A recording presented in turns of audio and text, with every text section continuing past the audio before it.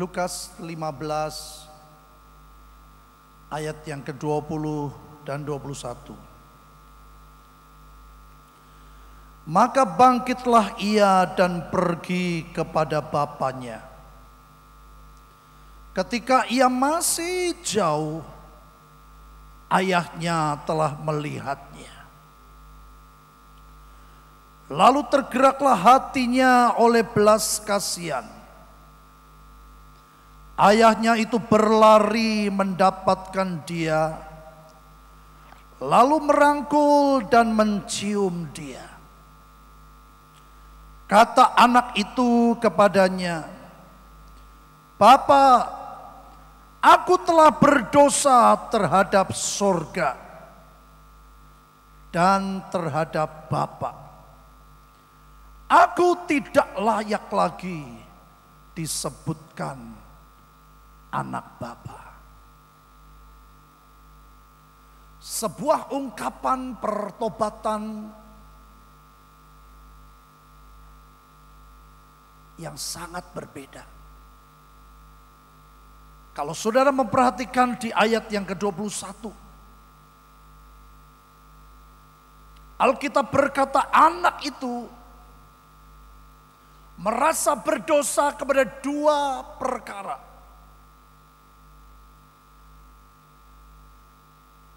Dia berkata, "Bapa, aku telah berdosa terhadap sorga." Dan yang kedua, berdosa terhadap Bapa. Ada dua hal penyesalan yang begitu rupa yang disampaikan dengan tulus dan jujur oleh anak ini. Bahkan yang aneh yang pertama dia sebutkan bukan Bapa, tapi sorga. Saudara, setiap kita tahu sorga adalah tempat tinggal Bapa.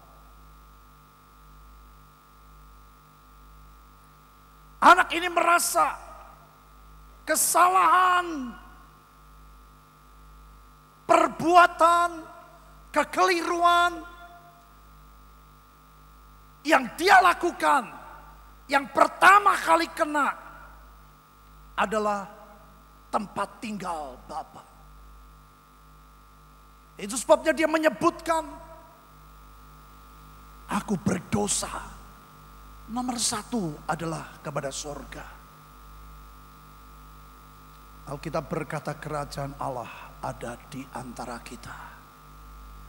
Gereja Tuhan, umat Tuhan adalah tempat tinggalnya Tuhan. Pada masa perjanjian baru, perjanjian lama, Bait Allah adalah tempat nama Tuhan tinggal. Tapi dalam perjanjian baru, saudara dan saya adalah tempat tinggalnya. Saudara perhatikan ciri pertobatan apakah ini? Buat setiap orang membaca kisah ini menjadi membosankan karena bercerita tentang anak sulung dan anak bungsu. Sebuah perumpamaan yang biasa. Tetapi saya percaya ini bukan sekedar perumpamaan. Ini adalah sebuah pernyataan Tuhan. Ini adalah sebuah nubuatan Tuhan. Di mana suatu kali peristiwa itu akan terjadi. Di hadapan Tuhan, Ishak adalah sulung yang mendapat janji. Kesulungan adalah Ishak.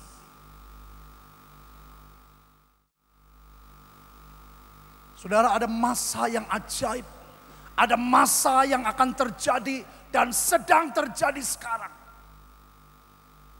Di mana tadi malam saya katakan apa yang kita lihat Apa yang kita dengar, apa yang kita nikmati dari Sabang sampai Merauke, itu baru setapak awan dari lawatan.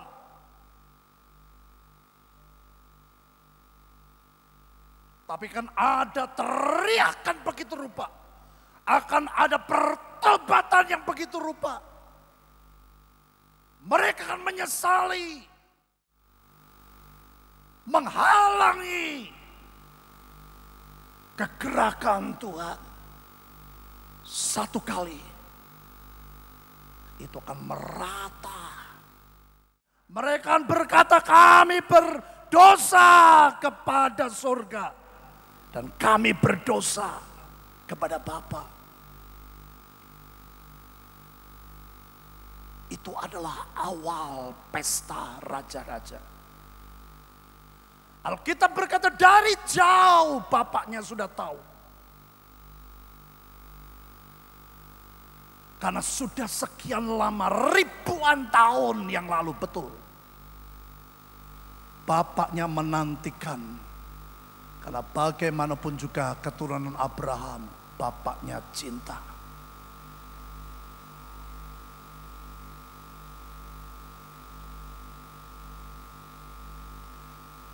Ayat yang ke-22. Tetapi ayah itu berkata, aneh sekali saudara, bukan kepada anak sulung, tapi kepada hamba-hambanya. Kepada orang yang punya tanda-tanda milik Kristus. Hineni di hatinya. Lekaslah bawa kemari jubah yang terbaik.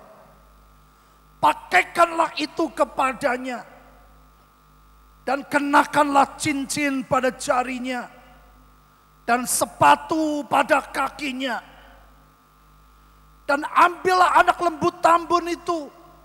Sembelihlah dia. Marilah kita makan dan bersuka cita. Sebab anakku telah mati dan menjadi hidup kembali. Ia telah hilang dan didapat kembali. Maka mulailah mereka bersuka ria.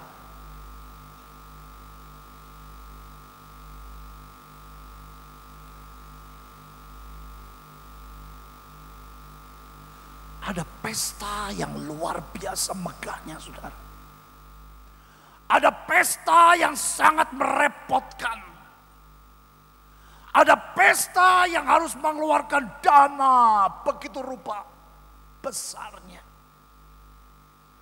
Karena ribuan tahun hati Bapa menunggu itu terjadi.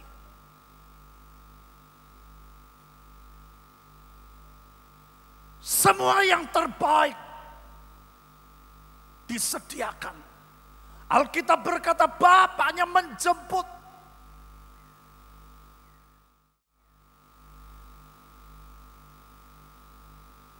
Sulit sekali Tuhan untuk menceritakan isi hatinya. Kerinduannya, kesepiannya. Karena kehilangan anak bungsu. Itu sebabnya dia hanya bisa ngomong, hanya bisa cerita kepada hamba-hambanya yang tidak memikirkan yang lain. Apapun yang disuruh dia lakukan. Hambanya gak protes. Bukankah dia yang menghabiskan harta Bapa? Dia melakukan sepenuhnya. Bahkan kalau sudah lihat ayat selanjutnya, ada tari-tarian. Bapak menyediakan tarian di jalan-jalan untuk menyambut anak bungsu kembali. Sekali lagi saya tegaskan, ini bukan sekedar perumpamaan. Ini nubuat. Ini pernyataan